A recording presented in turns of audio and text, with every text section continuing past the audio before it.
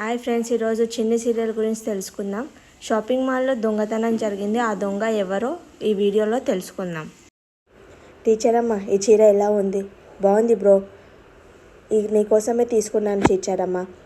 నా కోసం చీర తీసుకోవడం ఏంటి బ్రో? చెల్లెలు మీరు మా కోసం బట్టలు తీసుకున్నప్పుడు అన్నయ్య కానీ అన్న మిమ్మల్ని చెల్లెలు అనుకోవద్దా? బాగా ఎక్కువ రేటు ఉంటుందేమో అండి. టీచర్ గారు మీకు కొన్న పట్టు చీర కంటే తక్కువనే ఉంటుందిలే అమ్మా. ఒసేయ్, నేను ఆ టీచర్కి ఆ చిన్నికి ఎలా స్టోక్ ఇస్తానో ఉషా, ఈ 2 చీరలలో ఏ చీర బాగుంది చెప్పు. 3 బాగున్నాయి. 3 తీసుకోమంటావా ఏంటి? 3 తీసుకోండి. మీ టీచర్ అమ్మ ఎంత మంచిదో. అన్న, చిన్ని కోసం మీ గోల్డ్ చైన్ కొన్నావు కదా, ఇచ్చేసేయి. టైం దొరకట్లేదురా. అందరూ చిన్నికి ఇద్దామంటే పక్కన ఎవరో ఒకరు ఉంటున్నారు. అన్న, చిన్ని ఒక్కతే వస్తుంది, ఇవ్వు. బ్యాచ్ వస్తున్నారా? ఇక ఇవ్వడం కుదరదు. నడు వెళ్ళా. మేడం, ఇక్కడ ఒక చైన్ ఉండాలి కదా. ఇప్పుడే ఒక పాప వచ్చి తీసుకెళ్ళింది కదా. ఎవరా పాప? అదిగో అక్కడుంది. ఏ పాప, ఆ బ్యాగ్ కడిగు. బ్యాగ్ ఇవ్వాలా? ఎందుకు? ఈ పాప గోల్డ్ చైన్ దొంగతనం చేసినందుకు బ్యాగ్ అడుగుతున్నా, చెక్ చేయడానికి. దొంగతనం చేసింది. ఏం మాట్లాడుతున్నారు? మా చిన్ని దొంగతనం చేయడం ఏంటి? తను దొంగతనం చేయదు. దొంగతనం చేసిందో లేదో తననే అడగండి. తను అలాంటి పనులు చేయదు. మా చిన్ని బంగారం ఒకరికి సాయం చేస్తుంది తప్ప దొంగతనాలు చెయ్యదు. ఆమె దొంగతనం చేసిందని అందరు చెప్పారండి, అందుకనే వచ్చాను. బ్యాగ్ వెతికితే అయిపోతుంది కదా.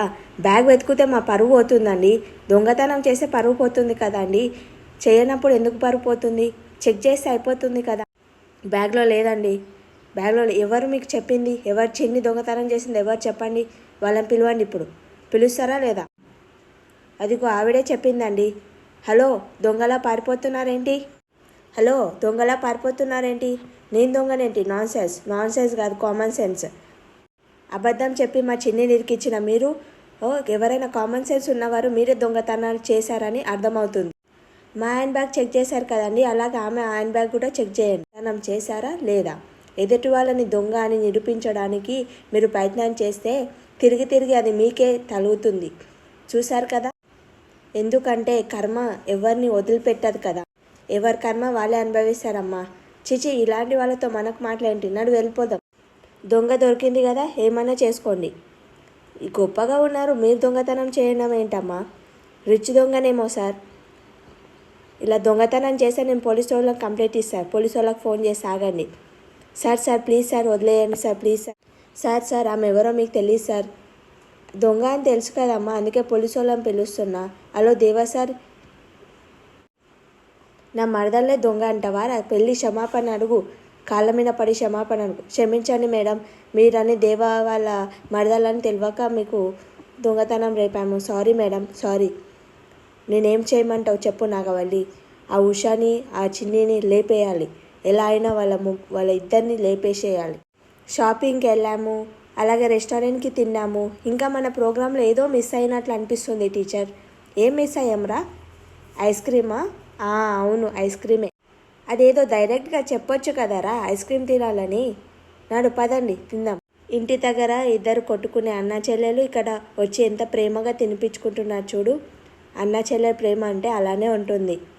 నేను నా చెల్లెలు కూడా అలానే తినిపించుకునే వాళ్ళం ఒకరికొకరు. సారీ అన్నయ్య, నీకు నిజం చెప్పలేక. సొంత చెల్లెలు ఎదురుగా ఉన్న ప్రేమ చూపించని పరిస్థితి నాది. ఎన్ని రోజులు ఇలా ఉంటుందో. ఉషా, ఏం తింటావు? మనం ఎందుకు తినాలి బ్రో చిన్నపిల్లలాగా? అప్పుడప్పుడు ఐస్ క్రీమ్ తినడానికి చిన్నపిల్లలాగా మారిపోవాలి. నీకు బటర్ స్కాచ్ అంటే ఇష్టం కదా, అది తీసుకొస్తాను. ఆమెకు బటర్ స్కాచ్ అంటే ఇష్టమని నీకెలా తెలుసు? అంటే చెల్లెలందరికీ బటర్ స్కాచ్ ఇష్టమని అలా తెలుసు. తనకు బటర్ స్కాచ్ అంటే ఇష్టమని నీకెలా తెలుసు? అంటే మా చెల్లెలకి ఇష్టం కదా, అలానే తినకిటి ఇష్టం ఉంటుందని అంటున్నాం. ఓహో, చెల్లెలకి ఇష్టమని చెల్లెలు గిట్ట అదే ఇష్టమా?